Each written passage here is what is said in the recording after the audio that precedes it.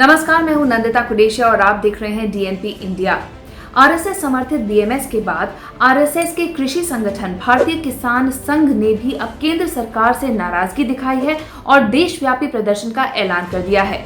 किसान संघ का कहना है कि केंद्र सरकार द्वारा दिए जाने वाला एमएसपी यानी कि न्यूनतम समर्थन मूल्य सिर्फ एक छलावा है। भारतीय किसान संघ के महामंत्री बद्रीनाथ चौधरी ने कहा कि केंद्र सरकार के एमएसपी का फायदा सभी किसानों को नहीं मिल पाता है, इसीलिए जरूरी है कि एक लाभकारी मूल्य तय किया जाए और इसके लिए कानून बनाया जाए। व्यापारी अपने हिसाब से किसानों से फसल ले लेते हैं। सरकार ने एमएसपी की घोषणा तो कर दी, लेकिन इसका भुगतान 6 महीने बाद होता है। उन्होंने कहा, सरकार उपज का सिर्फ 25% खरीदती है। सरकार ज्यादातर खरीद सिर्फ 2 राज्यों से करती है, बाकी राज्य के किसान रजिस्ट्रेशन ही करते हैं। हम मांग करते हैं कि एमएसपी खरीद पर कानून बने। सरकार को व्यवस्था करनी चाहिए कि किसान को लागत मिले। जो एमएसपी अभी दी जा रही है वह धोखा है, छलावा है। हमने 3 कृषि कानूनों को स्वीकार किया था, पर हमने कहा था कि इसमें 5 संशोधन किए जाएं।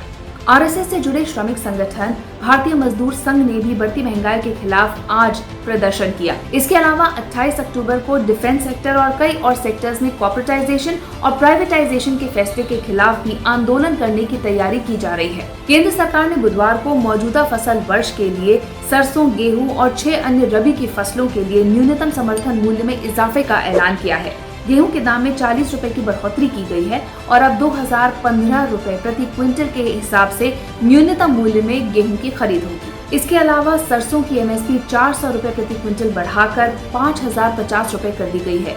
प्रधानमंत्री नरेंद्र मोदी की अगुवाई में cabinet committee on economic affairs की बैठक में ये फैसला लिया गया। अब सवाल ये उठता है कि क्या इससे किसानों की नाराजगी दूर होगी। प्रधानमंत्री मोदी ने एमएसपी बढ़ाने का ये फैसला ऐसे वक्त पर लिया है जब देश भर में किसान 3 कृषि कानूनों के विरोध में अपना आंदोलन लगातार तेज करते जा रहे हैं। अभी कुछ ही दिन पहले उत्तर प्रदेश के मुजफ्फरनगर में किसानों की एक महापंचायत का आयोजन भी किया गया था। कुछ ही वक्त में उत्तर प्रदेश और पंजाब समेत 5 राज्यों में विधानसभा चुनाव भी होने वाले हैं।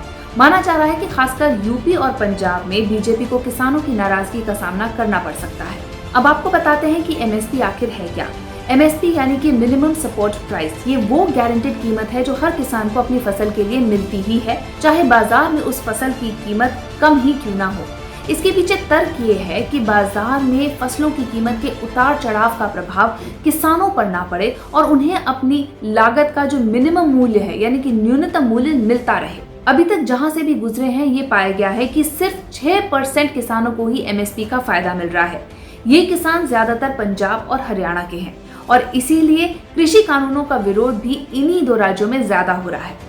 पिछले खरीफ के सीजन में पंजाब हरियाणा के किसान अपनी फसल को 800 से 1000 रुपए प्रति क्विंटल के दाम पर बेचने को मजबूर थे, जबकि एमएसपी 1850 रुपए प्रति क्विंटल का था। हालांकि मौजूदा सीजन में पंजाब और हरियाणा के किसानों को न्यूनतम मूल्य गेहूं का 1975 रुपए प्रति क्विंटल मिल रहा है, जबकि यूपी, बिहार और मध्य प्रदेश के किसानों को 1400 से 1600 का दाम मिल रहा है, क्योंकि सरकारी एजेंसियां इन राज्यों से गेहूं नहीं खरीदती।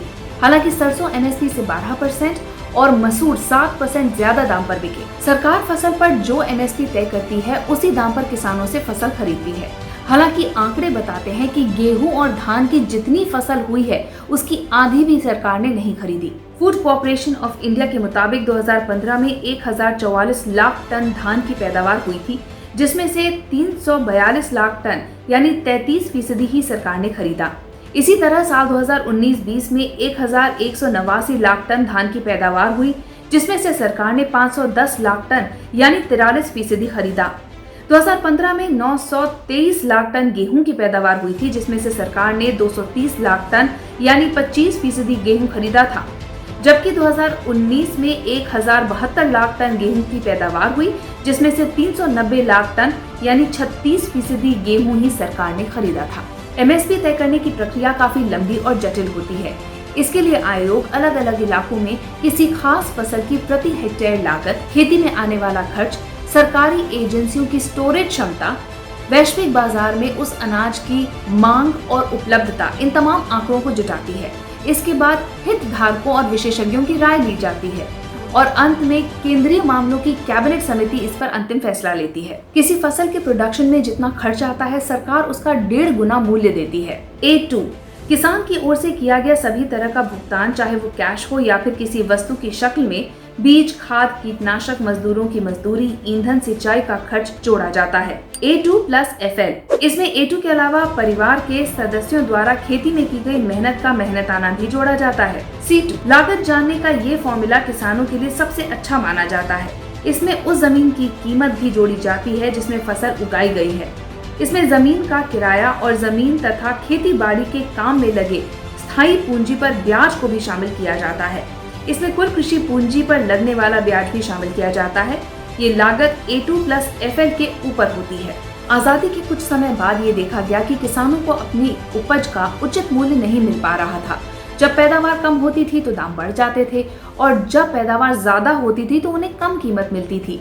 इसी समस्या का समाधान करने के लिए तत्कालीन प्रधानमंत्री लाल बहादुर शास्त्री ने खाद्य और कृषि मंत्रालय की फूड ग्रेन प्राइसिंग कमेटी का गठन किया। शास्त्री का मानना था कि किसानों को अपनी उपज के लिए इतना पैसा तो मिल ही जाए कि उनका नुकसान ना हो, और तभी से किसानों को उनकी उपज के लिए सही मूल्य देने की कवायद शुरू हुई। फिलहाल किसान केंद्र सरकार से बहुत नाराज हैं, चाहे वो कानूनों की वजह से हो या फिर MSP की वजह से हो। और ये भी ध्यान में रखना जरूरी है कि अगले साल 5 राज्यों में विधानसभा चुनाव हैं, 2024 में लोकसभा चुनाव भी हैं। तो इन चुनावों से पहले सरकार क्या ये अफोर्ड कर सकती है कि किसान उससे नाराज रहें? हमारी इस रिपोर्ट के बारे में आपकी क्या राय है, कमेंट सेक्शन में जरूर लिखिएगा। साथ ही अब तक अगर आपने हमारा चैनल सब्सक्राइब नहीं किया तो जल्दी इसे सब्सक्राइब, लाइक और शेयर कीजिए। नमस्कार।